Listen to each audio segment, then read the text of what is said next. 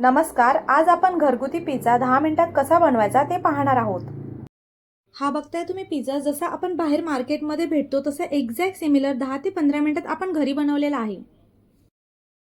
त्यासाठी सर्वात प्रथम आधी आपण एक बाउल घ्यायचा, त्यामध्ये कट केलेला कांदा ॲड करायचा, 1 वाटी टोमॅटो कट केलेले ॲड केले, अर्धी वाटी शिमला मिरची आणि फन फूडचं पिझ्झा टॉपिंग ॲड केले। तुम्ही मेयोनीज आणि शेजवान चटणीचाही यूज करू शकता। थोडंसं चवीनुसार मीठ आणि हे सगळं मिश्रण एकत्र मिक्स करून घ्यायचं। एक पिझ्झा बेस घेऊन त्यावर हे पूर्ण मिश्रण प्रॉपर्ली स्प्रेड करून घ्यायचं।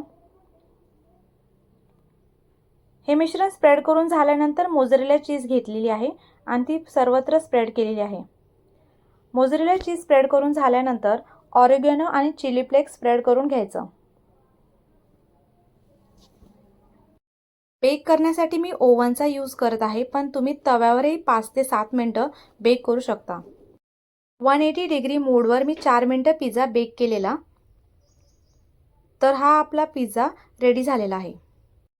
कशी वाटली तुम्हाला रेसिपी? जर आवडली असेल तर चॅनलला नक्की लाईक, शेअर आणि सबस्क्राईब करा।